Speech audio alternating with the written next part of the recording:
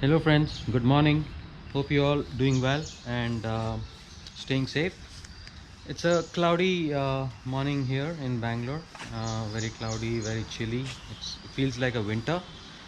But yes, the topic of discussion today is something which has been pending, or rather, I've been wanting to do that for last few weeks, right?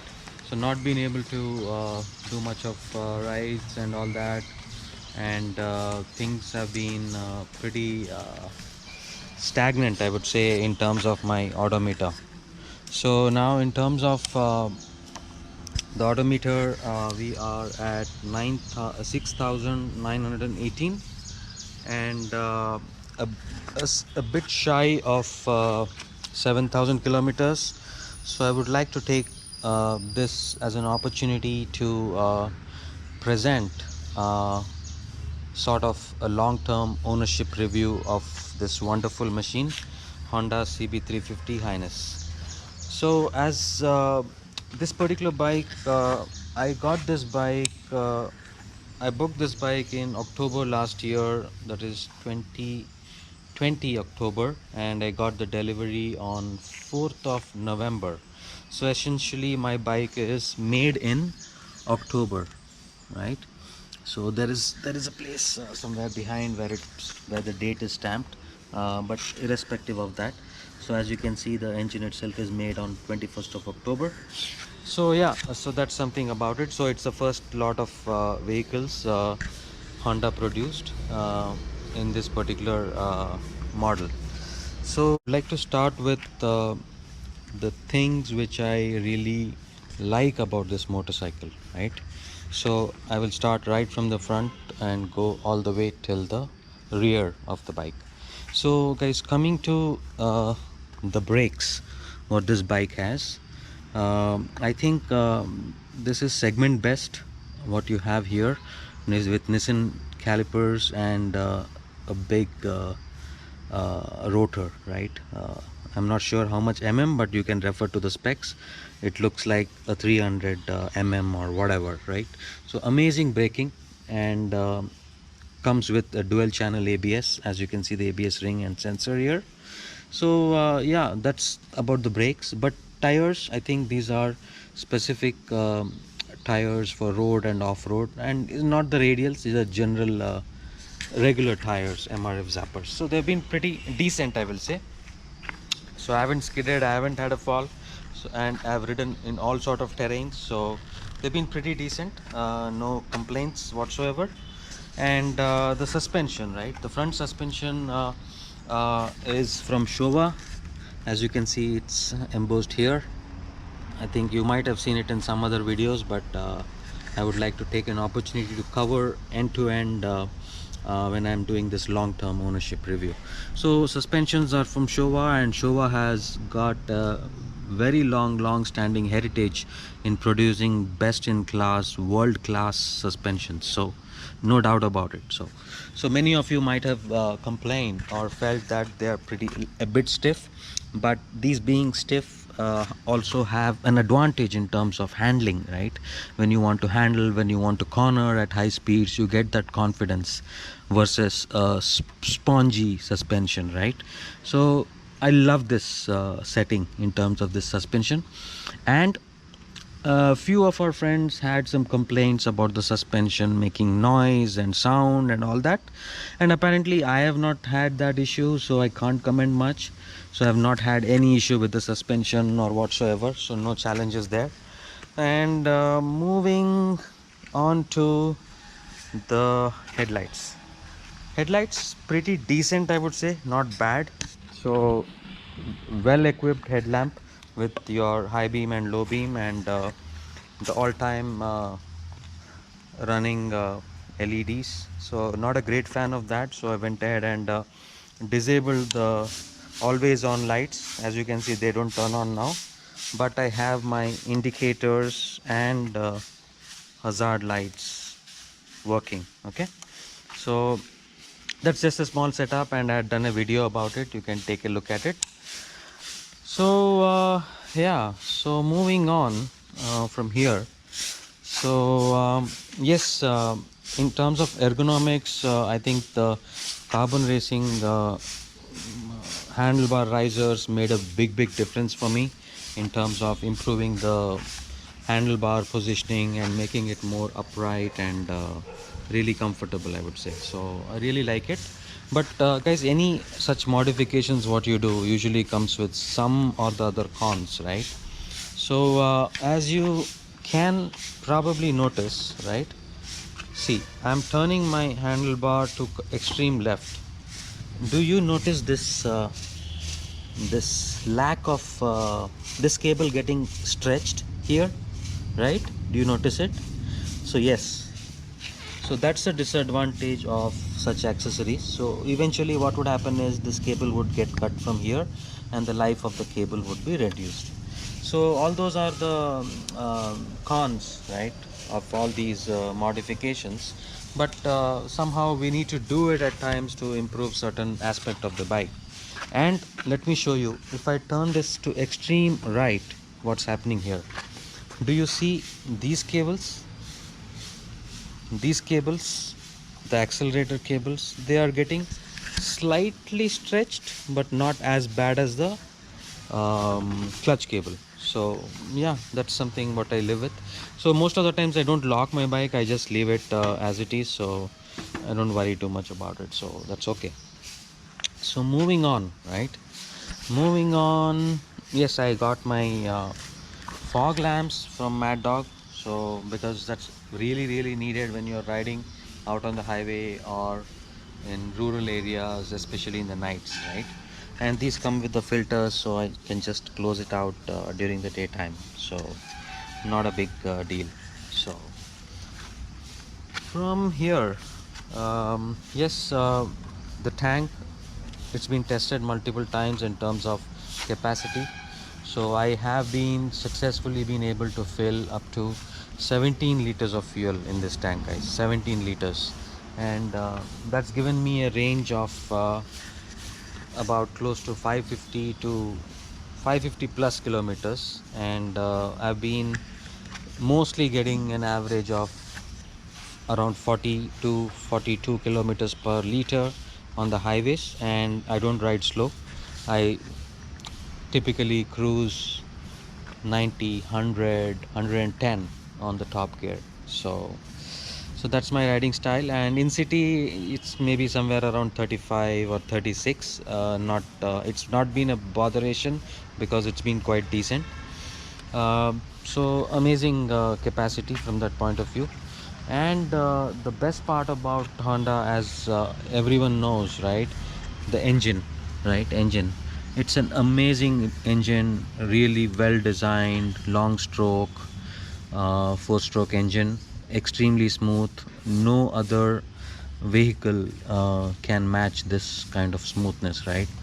So as you guys already know, I have a Versys 650 as well, but when I ride CB350, it puts a smile on my face even after riding Versys 650.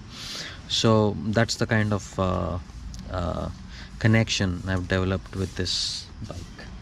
So amazing engine, and yes, bike has become really smooth in terms of engine and gear shifts, etc. It's been amazing. So yes, the braking has been really good, even the front and the rear braking as well. So but see guys, if you use the bike in the rain extensively, there would be, you know, sand or mud particles sitting on here. This need to be really clean in order to get a good braking, right? Good braking and no squeaky noises, etc. You need to maintain your rotors or the brake with some maintenance, right? So that's about the brakes, and we spoke about the tires, we spoke about the engine, we spoke about the tank, we spoke about the exhaust sound, which is a lovely roaring exhaust. So we can, I can fire up the engine and you can listen to it.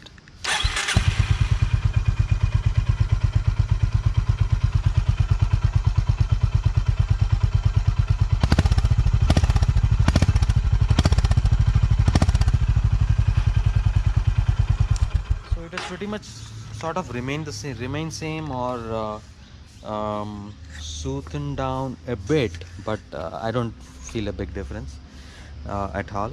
So apart from that, yes, you guys already know what all modifications I have on my bike, and these saddle stays have been extremely useful in terms of carrying saddlebags um, on long rides, along with a pillion as well. It accommodates. So the rear suspension, in terms of setting, it is set up at uh, position number 2, from the top, right? So there's only one more position left to make it a bit more stiffer, which is not recommended. But if you're looking at an off-roading setting, probably want to do some off-roading, probably you need a more stiffer suspension, you can move this to here. I would recommend to use a tool, although a lot of people have done it with hand. But if your finger gets stuck somewhere here, you're going to have a very bad day. So just be a little careful about all that. uh, then Yes, the tail lamp, it looks amazing. It looks really classic, really pleasant, and it's a very pleasing look from the back, right? So I really love the looks of this bike. And this seat, guys, as I discussed earlier, it's been a game changer from the stock seat. Since the time I replaced it with this seat, I've never come back to the stock seat. Stock seat is lying in the loft. So this seat has been amazing. So if you do long rides, definitely consider this option. And yes, so okay, let's talk about the gear shifts, right? A lot of you uh, have asked me, do we get any noise while shifting gears, right? Yes, initially its gearbox had been a bit notchy, in terms of shifting. That's very typical of most of the Japanese brands and Honda as well.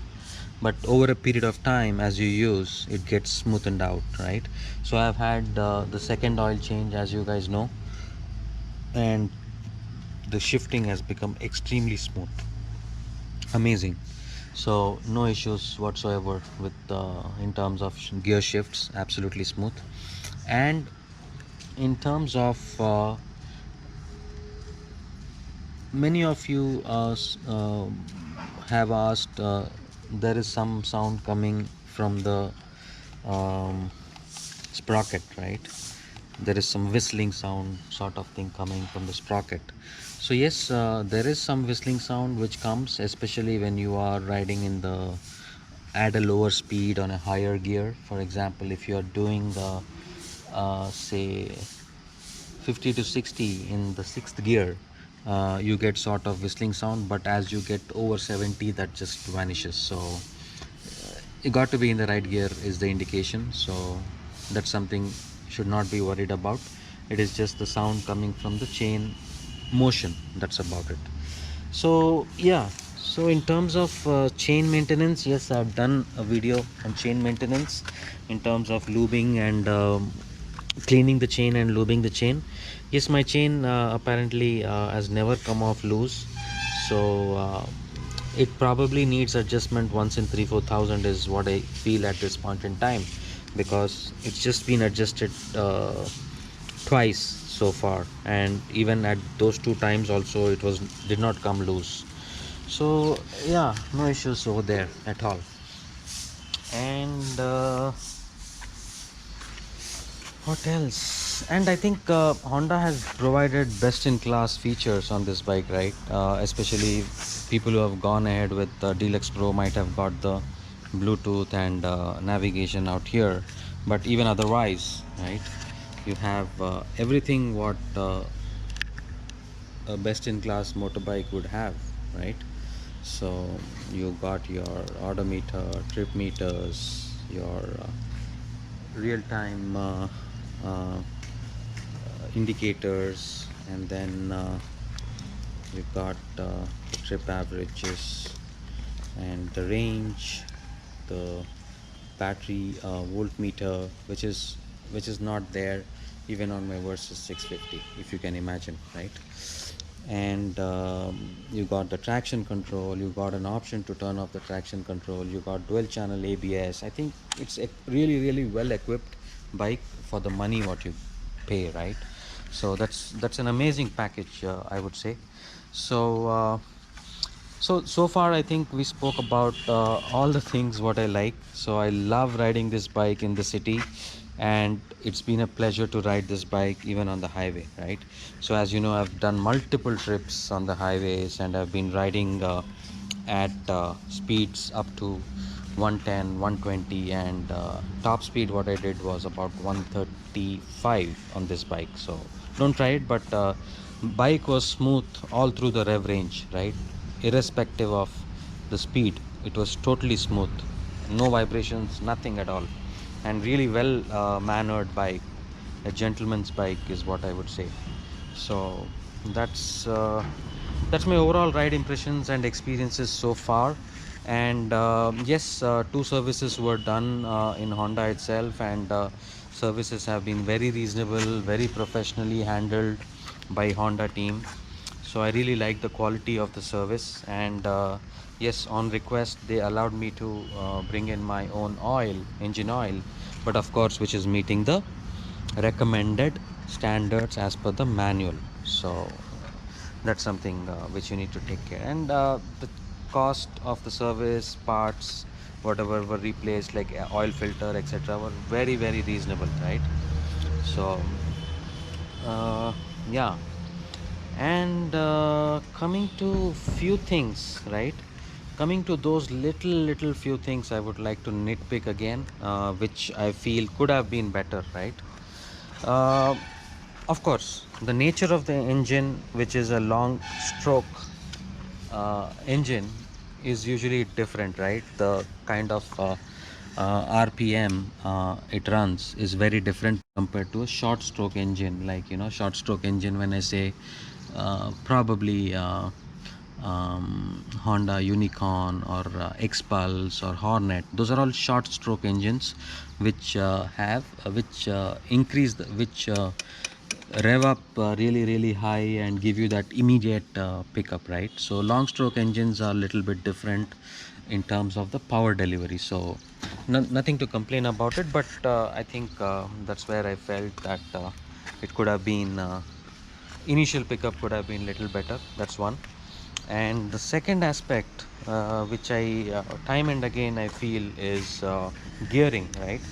I just feel that the gearing on this bike, it is a bit too tall and could have been a bit shorter, right?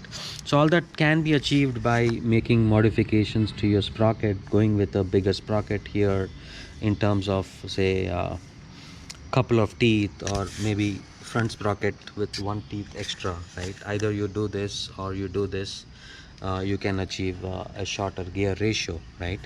So that's something what you can look at, but I'm not looking at any such modifications, because mostly now on, CB350 is going to be my city ride, because I have better bike for highways, right? So I would like to tour on my new bike versus which can do a lot more, right, in terms of highway riding. So these two are the key things, right? Especially the gearing, right?